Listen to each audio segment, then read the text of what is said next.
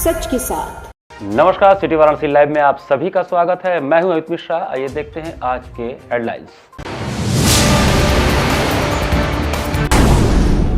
उप मुख्यमंत्री केशव प्रसाद मौर्य ने संविधान गौरव गोष्ठी में कांग्रेस पर बोला हमला, कहा संविधान का गौरव कांग्रेस ने किया कलंकित।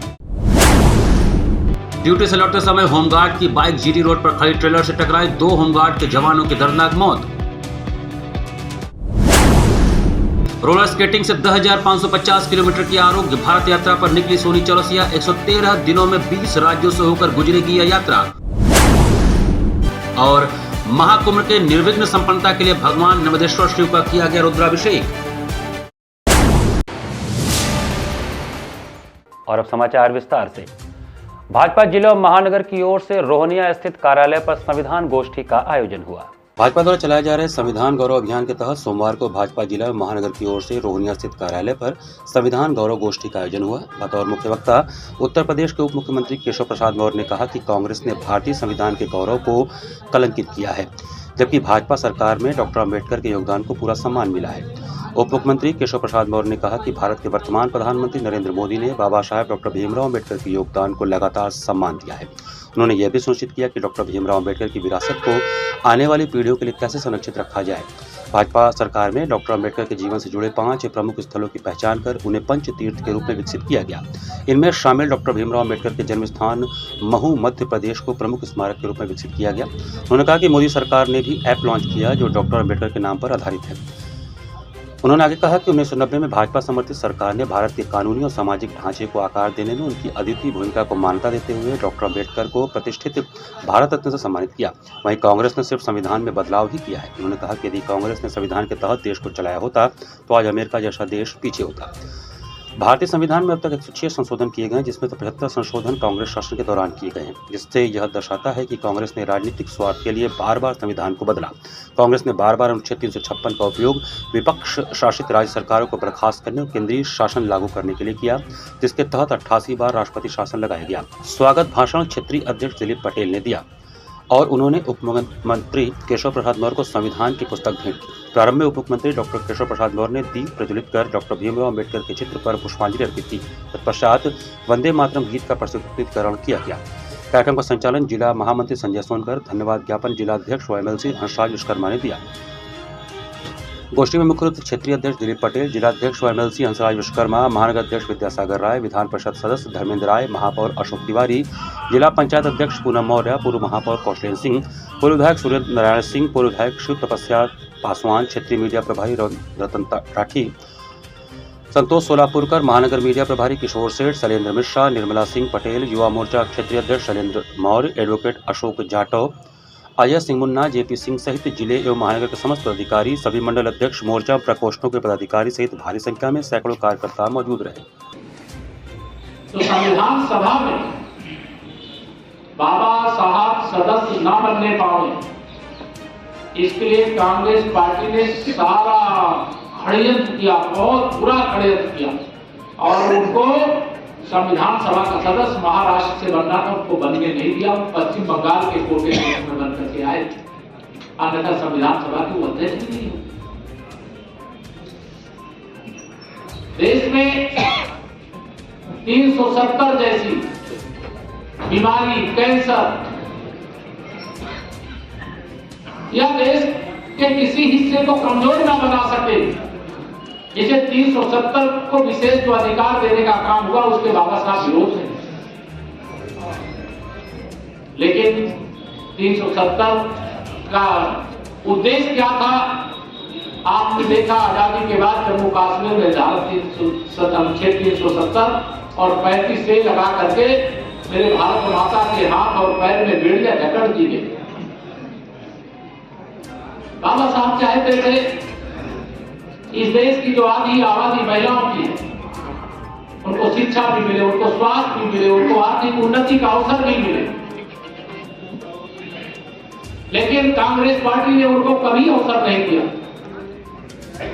सबका साथ, सबका विकास करने का काम माननीय नरेंद्र मोदी जी के नेतृत्व में जब भारतीय जनता पार्टी की सरकार आई तो सबका विकास हुआ, महिलाओं का सशक्तिकरण बड़े पैमाने पर हुआ। प्रदेश के उप मुख्यमंत्री केशव प्रसाद मौर्य ने पत्रकार वार्ता में कहा कि कांग्रेस ने बाबा साहेब द्वारा निर्मित संविधान को सदैव तार तार किया है। भारतीय जनता पार्टी के वरिष्ठ नेता और प्रदेश के उप मुख्यमंत्री केशव प्रसाद मौर्य ने वाराणसी में संविधान दिवस के अवसर पर पत्रकार वार्ता में कहा कि बाबा साहेब भीमराव अम्बेडकर द्वारा निर्मित संविधान का अगर किसी ने सम्मान किया है तो भारतीय जनता पार्टी ने किया। संविधान का अपमान अगर किसी ने किया है तो कांग्रेस पार्टी उसके तमाम सहयोगी साथी हैं उन लोगों ने किया। आज देश विकास के पथ पर आगे बढ़ रहा है, गरीबी से मुक्ति के पथ पर आगे बढ़ रहा है। यह बाबा साहब की इच्छा थी। जब तक देश से गरीबी खत्म नहीं होगी तब तक देश विकास की ऊंचाइयों को नहीं प्राप्त कर सकता। यह विश्व गुरु का स्थान नहीं अर्जित कर सकता जो हमें अर्जित करना था। आज हम यह गर्वपूर्वक कह सकते हैं कि माननीय प्रधानमंत्री नरेंद्र मोदी जी के नेतृत्व में 25 करोड़ लोग गरीबी रेखा से बाहर हुए। आज वह सुख की जिंदगी जी रहे हैं। देश की संवैधानिक संस्थाएं मजबूत हुई, भ्रष्टाचार करने वालों के खिलाफ कार्रवाई हो रही है। निष्पक्षता से विधानसभा, लोकसभा या नगर निकाय या पंचायती राज के चुनाव संपन्न हो रहे हैं। लेकिन कांग्रेस के लोग देश और प्रदेश की सत्ता पर अपना जन्मसिद्ध अधिकार समझते हैं। लेकिन उनको यह मालूम होना चाहिए कि बाबा साहब ने अपने जीवन काल में जो अपेक्षा की थी, कांग्रेस 60 साल से अधिक समय तक शासन काल के बाद भी उसको पूरा नहीं कर पाई। यह उसकी विफलता है, लेकिन अपनी विफलता को छुपाने के लिए लगातार कुत्सित प्रयास करती रहती है। पत्रकार वार्ता में भारतीय जनता पार्टी के वरिष्ठ नेताओं के साथ साथ पार्टी के जिलाध्यक्ष और एमएलसी हंसराज विश्वकर्मा भी उपस्थित रहे। कांग्रेस बाबा साहब भीमराव अम्बेडकर की दुश्मन पार्टी है। उनको चुनाव में हराने का एक बार नहीं अनेक बार बात किया है। बाबा साहब भीमराव अम्बेडकर जब चुनाव लड़ रहे थे उनके खिलाफ प्रचार करने के लिए स्वयं पंडित जवाहरलाल नेहरू जी गए थे। वो संसद के अंदर न पहुंच पाए, संविधान सभा तक में आने से उनको रोकने का अपराध किया गया था। वो तो पश्चिम बंगाल के कोटे से संविधान सभा में आए और अध्यक्ष बने और उन्होंने देश को ऐसा संविधान दिया जो दुनिया में एक उदाहरण है। उस संविधान के आधार पर देश के सभी नागरिकों, जो लोकतंत्र की सबसे बड़ी ताकत होती है, मताधिकार का अधिकार। तो भारतीय जनता पार्टी जो भी बता रही है, जो दिखा रही है, या जो कोई आप भी कुछ दिखाना चाहें अच्छी चीज तो आप भी दिखावें। हम अच्छी चीज दिखाने में लोकतंत्र का एक तरह से ये चौथे स्तंभ का ही हिस्सा। महाकुंभ मेला के सकुशल संपन्नता के लिए नारायणानंद तीर्थ वेद विद्यालय द्वारा भगवान नर्मदेश्वर शिव जी का रुद्राभिषेक किया गया। शिवाजी नगर कॉलोनी छित्रपुर रमना लंका से श्री स्वामी नारायणानंद तीर्थ वेद विद्यालय द्वारा महाकुंभ मेला के सकुशल संपन्नता के लिए भगवान नर्मदेश्वर शिव का वैदिक विधि विधान पूर्वक चारों वेदों के मंत्रों से रुद्राभिषेक किया गया, जिसका उद्देश्य था कि संपूर्ण महाकुंभ सुख शांति के साथ संपन्न हो और किसी प्रकार का आपदा या कष्ट न आए। कार्यक्रम में मुख्य अतिथि के रूप में प्रोफेसर उपेंद्र कुमार त्रिपाठी का पदार्पण हुआ। कार्यक्रम में परम तपस्वी वैदिक वांग के लिए समर्पित पूज्य लखन स्वरूप ब्रह्मचारी ने प्रोफेसर साहब को सम्मानित किया तथा संस्था के अध्यक्ष डॉक्टर वरुणेश चंद्र दीक्षित ने सभी का सम्मान किया। इसी दौरान महर्षि संदीपनी राष्ट्रीय वेद विद्या प्रतिष्ठान उज्जैन भारत सरकार के द्वारा निर्धारित निरीक्षण का क्रम भी पूरा हुआ। पूर्व समन्वयक वैदिक विज्ञान केंद्र के प्रोफेसर उपेंद्र त्रिपाठी ने बड़े ही प्रसन्नता के साथ निरीक्षण किया तथा पाठशाला की अद्भुत परंपरा को देखते हुए शुभकामनाएं दी। कार्यक्रम में कार्यकारिणी सदस्य सुनील पाठक, मदन मोहन पांडे, दुष्यंत मिश्र, रामेश मिश्र, अशोक पांडे सहित 150 से अधिक बटुकों तथा सभी वेद विद्यालय के सदस्यों की उपस्थिति रही। सोनी चौरसिया ने आरोग्य भारत यात्रा के लिए 2550 किलोमीटर की रोलर स्केटिंग यात्रा सोमवार को प्रारंभ किया। सोनी चौरसिया एक बार फिर भारत का परचम लहराने के लिए एक भारत श्रेष्ठ भारत अतुल्य भारत के अंतर्गत सोमवार को आरोग्य भारत यात्रा रोलर स्केटिंग से शुरुआत की है, जो 2550 किलोमीटर की यात्रा है और ये यात्रा 20 राज्यों से होकर गुजरेगी और इस यात्रा में कुल 113 दिन लगेंगे। वहीं सोनी चौरसिया से बात करने पर उन्होंने बताया कि यह यात्रा 20 राज्यों और 113 दिन का है, जिसमें मैं रोज कम से कम 100 किलोमीटर की यात्रा रोलर स्केटिंग से करूंगी। इस यात्रा में मेरे साथ 7 सदस्यीय दल है जो कि इस यात्रा में मेरे साथ रहेंगे। राजेश डोगरा पायलटिंग करेंगे, मैं रोलर स्केट पर रहूंगी। डॉक्टर सचिन रोहिला, साक्षी, लक्की चौरसिया आदि लोग गाड़ी में रहेंगे। मैं वापस काशी 12 मई को आऊंगी। पूरी काशी की जनता का आशीर्वाद मेरे साथ है। वहीं काशी के मेयर अशोक तिवारी ने भी खुशी जाहिर की। उन्होंने कहा कि ये मेरे और पूरे काशी के लिए बड़े गर्व की बात है। उन्होंने आगे कहा कि हम लोगों के लिए सोनी चौरसिया पर गर्व करना इसलिए बनता है क्योंकि सोनी चौरसिया ने लगातार कई कीर्तिमान अपने नाम किए हैं, कई रिकॉर्ड तोड़े हैं, कई नए रिकॉर्ड बनाए हैं। हम लोग आज इनका हौसला बढ़ाने के लिए यहाँ एकत्रित हुए हैं। काशी वासी के लिए गर्व की बात है तो काशी की बेटी सोनी 2550 किलोमीटर यात्रा 113 दिनों का ये शुरू कर रही है। रोज ही 100 किलोमीटर चलेंगी और ये हम काशी वासियों के लिए कितने गौरव की बात है कि एक बेटी लगातार काशी का मान बढ़ा रही है, सम्मान बढ़ा रही है। और माननीय नरेंद्र मोदी जी ने जो महिलाओं के प्रति उन्होंने कहा है कि महिलाएं सबल हैं, दुर्बल नहीं हैं, उसको ये चरितार्थ कर रही है। मैं इनको बधाई देना चाहता हूँ। इनकी यात्रा को सही संपन्न हो, इसके लिए मैं वह विश्वास से मैं प्रार्थना। वंदे मातरम में सोनी चौरसिया काशी से और एक भारत श्रेष्ठ भारत अतुल्य भारत के अंतर्गत आरोग्य भारत यात्रा करने जा रही हूँ, जो योग से आरोग्य तक की यात्रा होगी। 10,550 किलोमीटर 113 दिनों की यात्रा है। 20 राज्यों से गुजरूंगी और मेरे काशी वासियों का तो सहयोग है। संघ परिवार क्रीड़ा भारती, अखिल भारतीय ग्राहक पंचायत, भारत विकास परिषद, आरोग्य भारत बीके भाई साहब जी हैं हमारे साथ तमाम। और आप देख रहे हैं कि बनारस के क्या पूरे बनारस के हमारे महापौर जी खुद यहाँ पर उपस्थित हैं। Varanasi Mughalsarai old GT road पर एक दर्दनाक हादसे में बाइक सवार 2 होमगार्डों की मौत हो गई। सोमवार सुबह Varanasi Mughalsarai old GT road पर एक दर्दनाक सड़क हादसे में बाइक सवार 2 होमगार्डों की मौत हो गई। दोनों होमगार्ड वाराणसी से पड़ाव में ड्यूटी के लिए जा रहे थे। इसी दौरान उनकी तेज रफ्तार बाइक सड़क किनारे खड़े ट्रेलर में जा घुसी। हादसे में दोनों गंभीर रूप से घायल हो गए। सूचना मिलने पर मौके पर पहुंची पुलिस ने दोनों घायलों को बीएचयू ट्रॉमा सेंटर भेजा। अस्पताल पहुंचने पर डॉक्टरों ने 47 वर्षीय सुरेश विश्वकर्मा को मृत घोषित कर दिया, जबकि 44 वर्षीय रामनारायण पांडे ने इलाज के दौरान दोपहर में दम तोड़ दिया। हादसे की जानकारी मिलने के बाद पुलिस के उच्च अधिकारी भी अस्पताल पहुंचे। हादसे की सूचना मिलते दोनों होमगार्डों के परिजन अस्पताल पहुंचे। शवों को देखकर परिजनों का रो रो कर बुरा हाल हो गया। हादसे के बाद ट्रेलर का चालक और खलासी मौके से फरार हो गए। मिली जानकारी के अनुसार जालूपुर निवासी सुरेश विश्वकर्मा और रामनारायण पांडे ड्यूटी खत्म कर बाइक से मुगलसराय रेलवे स्टेशन से वाराणसी लौट रहे थे। जलालीपुर पुलिस चौकी के पास उनकी बाइक सड़क किनारे खड़े एक खराब ट्रेलर से जा टकराई। हादसे में बाइक पूरी तरह क्षतिग्रस्त हो गई और दोनों होमगार्ड गंभीर रूप से घायल हो गए। स्थानीय लोगों ने बताया कि रविवार को एक ट्रेलर यूपी 65 KT 1709 खराब हो गया था, उसे सड़क किनारे खड़ा कर दिया गया था। रेलपुर पुलिस चौकी के ठीक सामने खड़े इस ट्रेलर को हटाने की कोई कोशिश नहीं की गई। लापरवाही के चलते यह हादसा हुआ। पुलिस ने दोनों शवों को कब्जे में लेकर पंचनामा भरकर पोस्टमार्टम के लिए भेज दिया। ट्रेलर चालक और खलासी की तलाश शुरू कर दी गई है। स्थानीय लोगों ने प्रशासन से मांग की है कि सड़क किनारे खड़े खराब वाहनों को तुरंत हटाने के लिए सख्त कदम उठाए जाए ताकि इस तरह के हादसों से बचा जा सके। सुबह घटना घटी, जो व्यक्ति का मृत्यु हुआ मेरे बड़े भाई थे और महाकुंभ की ड्यूटी मुगलसराय स्टेशन पे GRP कैंप में लगी थी। ड्यूटी करके वो घर जा रहे थे। रास्ते में धुंध के कारण किसी कारणवश एक्सीडेंट हो गया, जिसमें उनका मृत्यु हो गया। 2 लोग आए थे ऐसा पता चला? दोनों लोग का मृत्यु। दोनों लोग की मृत्यु हुई। भारतेंदु भवन चौखंबा में रविवार को मिथिला कैलेंडर का लोकार्पण व सम्मान समारोह का आयोजन किया गया।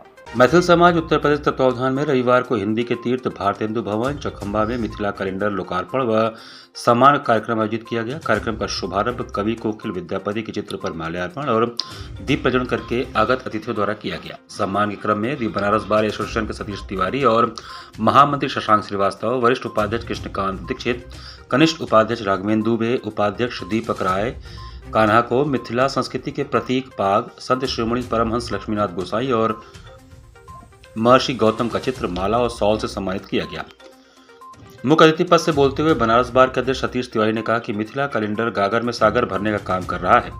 मिथिला परंपरा अनुसार घर घर उपयोगी गोसाउनिक गीत, दुर्वाक्षत मंत्र, यज्ञोपवीत धारण मंत्र, वाजसनीना, छंदोगना मंत्र और गायत्री मंत्र का समावेश बहुत ही प्रशंसनीय है। मिथिलांचल के लोग इस कैलेंडर का इंतजार बेसब्री से करते हैं। ज्ञानवर्धन के साथ साथ यह बहुत उपयोगी भी है। मिथिला पंचांग के अनुसार शुभ लगन, विवाह, मुंडन, उपनयन, गृह प्रवेश आदि पंचांग के अनुसार जो सभी के लिए आवश्यक हैं। कार्यक्रम की अध्यक्षता करते हुए काशी पत्रकार संघ के अध्यक्ष डॉक्टर अत्रि भारद्वाज ने कहा कि इस वर्ष कैलेंडर में मिथिला के ऋषि परंपरा को दर्शाया गया, जो बहुत ही प्रशंसनीय कार्य है। सप्त ऋषियों में महर्षि गौतम, संत शिरोमणि परमहंस लक्ष्मीनाथ गोसाई, ऋषि कणाद, प्रातः स्मरणीय पुरी शंकराचार्य स्वामी निश्चलानंद, महाकवि कालिदास और कवि कोकिल विद्यापति के बारे में संक्षिप्त और ज्ञानवर्धक जानकारी दी गई। नई पीढ़ी के युवा इस कैलेंडर के माध्यम से अपने गौरवशाली इतिहास पर गर्व की अनुभूति करेंगे। आज के युवाओं को अपने पूर्वजों से मिले महान विरासत को सहेजने और संवारने का काम करना चाहिए। मुख्य वक्ता के रूप में BHU हिंदी विभाग के वरिष्ठ प्रोफेसर प्रभात कुमार मिश्र ने अपने उद्गार व्यक्त किए। कार्यक्रम में विशेष अतिथि के रूप में प्रख्यात साहित्यकार डॉक्टर सविता सौरभ, डॉक्टर छाया शुक्ल, सिंचाई विभाग के अधीक्षण अभियंता लक्ष्मीकांत झा, सुरेंद्र नाथ पांडे, वरिष्ठ अधिवक्ता विंध्याचल चौबे, प्रेम प्रकाश सिंह, अमित तिवारी, साहित्यकार डॉक्टर जयशंकर जय, डॉक्टर रवि झा उपस्थित थे। कार्यक्रम का संयोजन और संचालन गौतम कुमार झा एडवोकेट ने किया। विषय स्थापना संस्था के कोषाध्यक्ष डॉक्टर विजय कपूर ने किया। स्वागत भारतेंदु हरिश्चंद के वर्ष दीपेश चंद चौधरी ने और धन्यवाद संस्था के प्रदेश अध्यक्ष निरसन कुमार झा एडवोकेट ने किया। कार्यक्रम में प्रमुख रूप से सुधीर चौधरी, डॉक्टर जयशंकर जय, हरिमोहन पाठक, नटवर झा, अमित तिवारी, भगीरथ मिश्र, वृष्टि, सुरभि सुंदरी, नवीन ठाकुर आदि लोग उपस्थित थे। पाश्चात्य संस्कृति की ओर भाग रहे हैं, मोबाइल संस्कृति की ओर भाग रहे हैं, अपने आप को हम पहचान नहीं पा रहे हैं, दुनिया को जानने की कोशिश कर रहे हैं, परिवार टूट रहे हैं, अब साथ में लोग जी रहे हैं। ये सब इसलिए हो रहा है कि हम अपनों से दूर होते चले जा रहे हैं। हमारी ऋषि परंपरा बहुत घनी थी। हमारे जो ऋषि थे, हम कहते हैं कि हम मॉडर्न हो गए हैं, हम बहुत आगे बढ़ गए हैं, लेकिन हमारे ऋषि जो थे वो हमसे ज़्यादा और आज से ज़्यादा वो विद्वान थे और मॉडर्न थे, आधुनिक थे। उनकी सोच बहुत बड़ी थी। बछाव गांव के वनवासी बस्ती में अखिल भारतीय विद्यार्थी परिषद द्वारा 400 जरूरतमंदों में कंबल व ऊनी कपड़ों का वितरण किया गया। अखिल भारतीय विद्यार्थी परिषद वाराणसी जिला द्वारा रोहनिया विधानसभा के विद्यापीठ ब्लॉक के अंतर्गत बछाव गांव के वनवासी बस्ती में गरीब, असहाय, कमजोरों को ऊनी गर्म कपड़े बांटे गए, जिसमें कुल 400 जरूरतमंदों को कंबल एवं कपड़े वितरित किए गए, जिसमें महिलाएं, बच्चे, युवा अधिक संख्या में उपस्थित रहे। यह कपड़ा वितरण कार्यक्रम अखिल भारतीय विद्यार्थी परिषद के जिला संयोजक राजमंगल सिंह और विद्यार्थी परिषद के विनय पांडे के नेतृत्व में किया गया। विद्यार्थी परिषद के विनय पांडे ने कहा कि यह पुनीत कार्य देश के हर नागरिक को करना चाहिए, जिससे असहाय और गरीबों की मदद हो सके, जिससे कपकपाती ठंड में जीवन रक्षा के लिए हितकारी होगा। तथा उन्होंने युवाओं का आह्वान किया कि इस पुनीत कार्य के लिए आगे आए, जिससे असहायों को लाभ मिल सके। जिला संयोजक राजमंगल सिंह ने कहा कि यह अभियान जनवरी भर पूरे जिले में चलाया जाएगा। जहां जिन असहायों को आवश्यकता होगी, अखिल भारतीय विद्यार्थी परिषद उन गांव में जाकर कंबल और उन्हें कपड़े वितरण का कार्यक्रम चलाएगा। इस दौरान जिला संयोजक राजमंगल सिंह, विनय पांडे, हर्ष सिंह, प्रिंस कुमार, सौरभ सिंह, विमलेश यादव, विमला वनवासी, शीला वनवासी, नगीना वनवासी, राजू वनवासी आदि लोग उपस्थित रहे। नमो घाट पर आयोजित काशी वंदन सांस्कृतिक कार्यक्रम में प्रोसेनजीत चक्रवर्ती का मनोरम ख्याल गायन हुआ। रविवार को जिला प्रशासन वाराणसी द्वारा आयोजित काशी वंदन सांस्कृतिक कार्यक्रम में कोलकाता से पधारे विख्यात गायक प्रोसेनजीत चक्रवर्ती का ख्याल गायन का कार्यक्रम आयोजित हुआ, जिसमें उन्होंने शास्त्रीय गायन शैली ख्याल गायन की प्रस्तुति दी, जिसमें उन्होंने विलंबित द्रुत गायन से दर्शकों को मोहित कर दिया। गायन का अंतिम पक्ष तराना गाकर कलाकारों ने कार्यक्रम को समाप्त किया। कार्यक्रम संचालन तथा धन्यवाद ज्ञापन जिला काशी विरासत संरक्षण समिति सदस्य अंकित सिंह ने किया।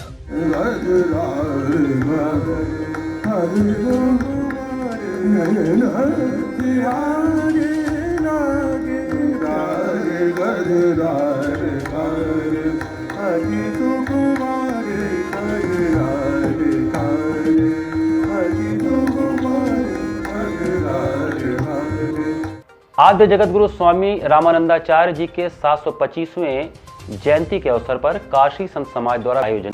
आद्य जगतगुरु स्वामी रामानंदाचार्य जी के 725वें जयंती के अवसर पर काशी के संत समाज द्वारा विविध आयोजन किए जाएंगे। श्री वैष्णव विरक्त संत समाज काशी एवं श्री रामानंद विश्व हितकारिणी परिषद के संयुक्त तत्वावधान में 21 जनवरी मंगलवार को कलश यात्रा, विद्वत संत समागम एवं वृहद भंडारे का आयोजन किया जाएगा। आयोजन समिति से जुड़े प्रमुख संतों ने सोमवार को भदैनी स्थित भगवदाचार्य पीठ प्राचीन शिव हनुमान मंदिर में आयोजित प्रेस वार्ता में जानकारी देते हुए बताया कि हर वर्ष की तरह इस बार भी जगतगुरु रामानंदाचार्य की जयंती धूमधाम से मनाई जाएगी। मंगलवार को प्रातः 8 बजे सर्वप्रथम 80 घाट में संत समाज द्वारा पादुका पूजन किया जाएगा। उसके उपरांत 9 बजे से 80 घाट से विशाल कलश यात्रा निकाली जाएगी, जो 80 से होते हुए राघव मंदिर, रविदास गेट, संकट मोचन, दुर्गा कुंड, कबीरनगर, गांधीनगर, खोजवा, दाहा चौक, चेतमणि चौराहा होते हुए कश्मीरीगंज, खोजवा स्थित राम जानकी मंदिर पहुंचेगी। कलश यात्रा में बड़ी संख्या में महिला श्रद्धालु भी शामिल होंगी। पीठ के महंत डॉक्टर श्रवण दास ने बताया कि शोभा यात्रा में बग्घी, घोड़े, बैंड बाजे के साथ परम गुरु से डॉक्टर रामकमल दास वेदांती जी महाराज, कायेश्वर जी महाराज सहित काशी के सभी प्रमुख धर्माचार्य शामिल होंगे। 13 अखाड़े बामन द्वारे और इसमें जितने भी जाति पाति पूछे नहीं कोई, हरि को भजे सो हरि का होई लेकर के स्वामी जगत गुरु रामानंदाचार्य भगवान चले हैं। उनका प्राकट महोत्सव तीर्थराज प्रयाग में माघ कृष्ण पक्ष सप्तमी तिथि को हुआ और जन्मस्थली प्रयागराज में कर्मस्थली श्री काशी धाम में हुआ है।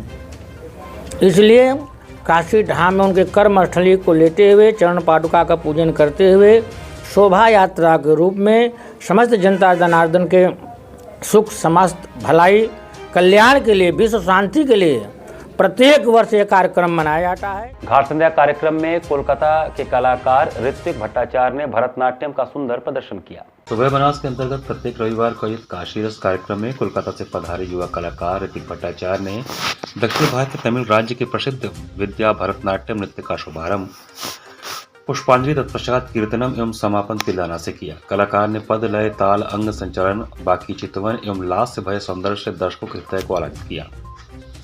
कलाकार को प्रमाण पत्र गुरु राजदीप बनर्जी एवं कृष्ण मोहन पांडे ने प्रदान किया। प्रमाण पत्र प्रदान करने के साथ ही उनके संगीत साधना की प्रशंसा की गई। काशी रस कार्यक्रम का संयोजन सुबह बनास सचिव एवं संस्थापक डॉक्टर रत्नेश्वर वर्मा ने किया है। कार्यक्रम का सफल संचालन सीमा केशरी ने किया। इस अवसर पर भारी संख्या में दर्शकगण उपस्थित थे।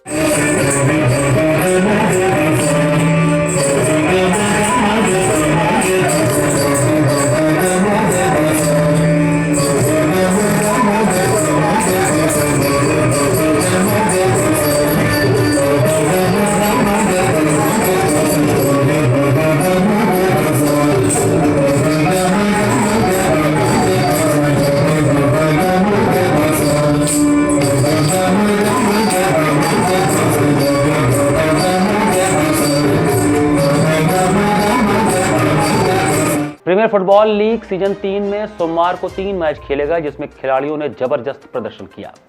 Uttar Pradesh premiere football league season 3 के अंतर्गत डॉक्टर संपूर्ण स्पोर्ट्स कॉम्प्लेक्स स्टेडियम सिगरा में खेले गए दूसरे दिन के तीनों मैचों में जबरदस्त खेल का प्रदर्शन किया गया। पहले मैच में रामनगरी अयोध्या तथा लखनऊ ने 1-1 गोल से ड्रॉ किया। दूसरे मैच में कुंभ नगरी प्रयागराज से वाराणसी टाइगर को 3-1 गोलों से हराया तथा आखिरी तथा तीसरे मैच में आशपुरा गोरखपुर ने मथुरा महारथी के साथ 2-2 गोलों से ड्रॉ खेला। दूसरे दिन के पहले मैच में रामनगरी अयोध्या के राधा रमन ने दाएं छोर से एकल प्रयास कर तेज गति से गेंद लेकर पेनल्टी एरिया में प्रवेश करते हुए बुलेट शॉट द्वारा खेल के 17वें मिनट में गोल करके अपनी टीम को 1-0 की बढ़त दिलाई।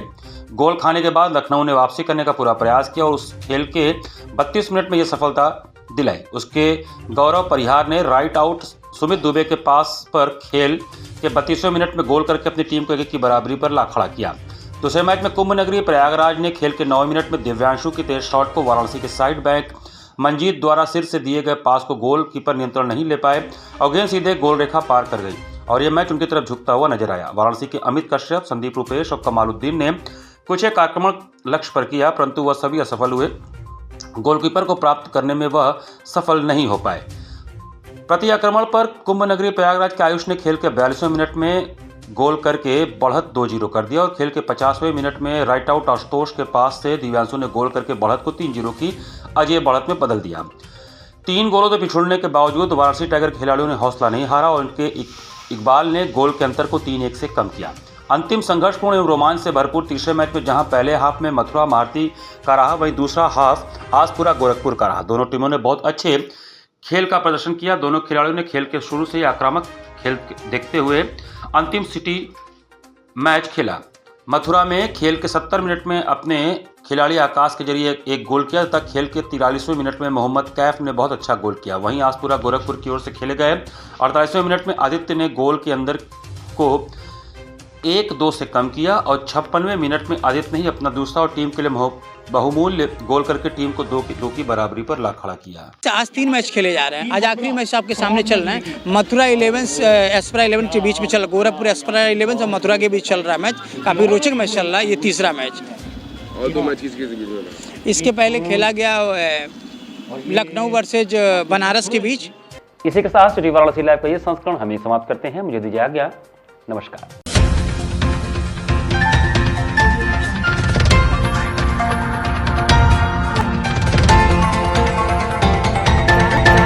लाइव सच के साथ।